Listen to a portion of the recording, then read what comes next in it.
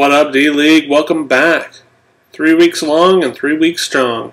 It's been a week of highs and lows this week. On a high note, James began his crash back to earth with a beating from our resident Mongolito. But on a low note, Dave finds himself alone in a bracket with Nate. Let's take a look now at the week that was and how this came about. Let's take a look now at our picks review. Didn't do too bad. I went 3-2. Knew that James was a choking bitch. I just didn't know that it would start on week 2. I hate the fact that Colin didn't put away Travis, though. And now it has him thinking that he can actually win our bet. See, 2 weeks ago he was ready to just mail me the money. But because of Colin, now he wants rules clarifications on our bet. Colin, you owe me 20 minutes of my life that I spent humoring him in that conversation.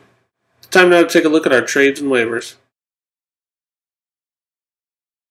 On the waivers front, Colin kept his criminal ear to the ground. From halfway across America, Colin heard the clicking sounds of handcuffs and rushed to the waiver wire to grab Jerome Simpson as he was being arrested for apparently being a drug lord. On the trade front, this week Travis decided to take a break from stupid trades, but like a Special Olympic warrior, Colin grabbed that torch and kept on stumbling with it. In a series of trades made by Jamie, he basically traded Dave a half-assed tight end in Ed Dickerson, and then promptly traded Garcon for a guy who should be in Colin's starting lineup, tight end Fred Davis.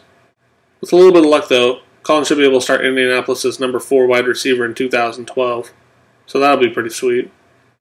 Tune in next week to see if Travis is going to try and outdo Colin's stupidity. Let's take a look now at our Rapist of the Week.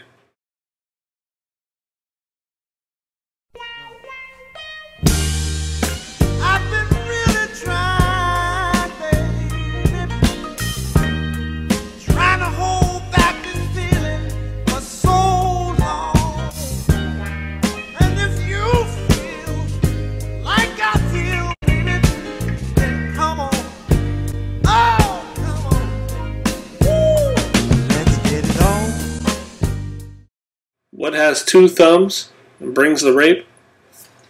This guy. Nate's still not walking right after having 61 points of fantasy love forced upon him. It only cost me 2 more hamstrings and some messed up abs. Probably worth it. And now let's take a look at the award I'm likely to win next week. Bitch, I'm about to ball this.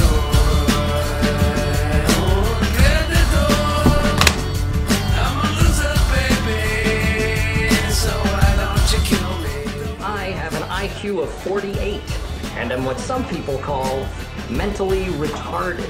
He was retarded. I'm a driver, I'm a winner. Things are gonna change, I can feel it. Only reason I'm crying is because of the adrenaline.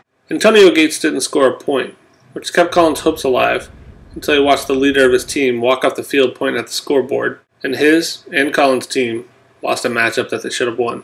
Colin was the only person in the entire league not to break 100 points last week. Ironically, though, Mario Manningham did break 100 yards sitting on Dave's bench. Let's take a look now at a new segment addition to our show. I'm a man. Style and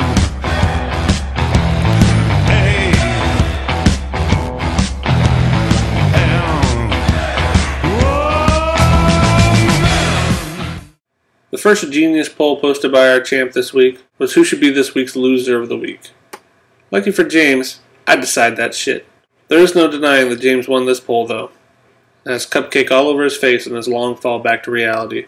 And the second genius poll that our dipshit champion put together is to see who had the right to talk more trash. Sean, Colin, or I. Clearly this is a silly question. I always have more right to talk shit. But it appears enough people did feel bad for Sean, who's never made it to the playoffs and will never live to see a Chiefs Super Bowl. We'll see next week how Jamie uses his old brain box to come up with some new polls for us. Let's take a look now at the previews. First up, we have broken hamstrings taking on multiple scoregasms. Hamstrings, collarbones, and groins. Oh my. I would love to say that this has the potential to be our marquee matchup, but the ass-kicking that I'm going to take is going to be so thorough that it's not even worth tuning in for. While Jamie struggles on whether or not to start Ben Tate and Macklin, I'm staring down the barrel of whether I should start Darius Moore versus Darrelle Revis. Fuck my life. My hopes and dreams pretty much boil down to Phillip Rivers and Vincent Jackson versus the Chiefs. Unless things go terribly wrong for Jamie, this shouldn't even be very close. At running back, normally I'd be pretty pumped about McCoy and Blount with their matchups, but standing across from AP and Chris Johnson, that pretty much takes the blood right out of your boner. So Jamie, fuck you. And hopefully during our next matchup, I don't have 10 broken-ass hamstrings on my team.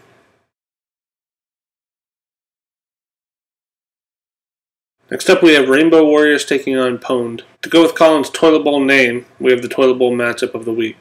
Oh, Dave. Welcome to Rock Bottom. Meet Nate. If you've ever contemplated becoming a heavy drinker, now would be a good time. This week we have a hot matchup between our number 8 and our number 9 team. Dave faces Team Vic this week. Last week, Vic took a belly-to-belly suplex into his own player so hard that wrestling fans put down their hoods and applauded the execution. Dave will bring Schaub to the table, but Colin's winning or losing boils down to Vic, so I'm sure he'll play and win this portion of the matchup. Dave's receiver core is above average for the league, but Reggie Wayne misses Peyton Manning about as much as Harvin misses pretty much any quarterback that doesn't suck. Steve Smith and Djax can hold their own against White and Nix. I think Dave's going to rack up a few more points here. McFadden and Matthews versus Turner and Bradshaw. I kind of like this for Colin. If Oakland's going to win against the Jets are going to force them to basically do it on the back of Run DMC. I'm not a big fan of Mike Tolbert's backup here, but if he's going to get any points during garbage time, it's going to be against Kansas City. Dave pretty much takes the advantage back over once Gronkowski hits the field, though. Being the only tight end in New England now is going to be a pretty sweet gig for him, I think. I can't imagine Dave goes 0-3 to start off this season, so I've got to go with Dave here to break his slump. Next up, we have Blackbeard's Delight taking on Arg. It's almost worth having 2 Toilet Bowl matchups of the week this week for this. Now we have a winless Nate standing toe-to-toe with a guy who's paying my league dues next year. If Nate's going to pull off the win, this is going to be the week. Aaron Rodgers is projected to drop 20 points against Chicago this week. That should be pretty fun for Travis to watch. Rapeslinger does have Indy this week, but keeping up with Rodgers is a challenge for pretty much anybody who faces Nate that doesn't have Breeze. You miss him yet? Maybe a little? On the receiver front, Travis does pull back into it a little bit. He's got Wallace versus Indy, and he's also got Holmes and Bolden with pretty good matches. Nate's wide receiver core this week is very high risk, high reward. He grabbed Nelson off the waiver wire, and if he's going to start him, this is going to be pretty much the week to do it. Lansport's a good receiver, but Drew Brees spreads the ball out so much it's hard to predict who's going to get the ball week to week.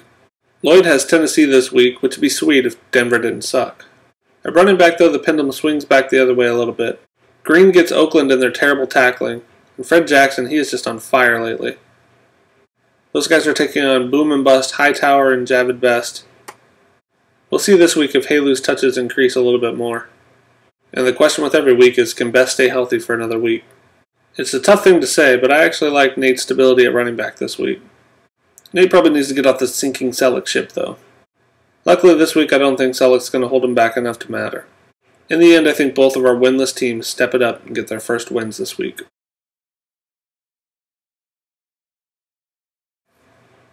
Next up, we have Team Disenfranchised taking on KC Reunited.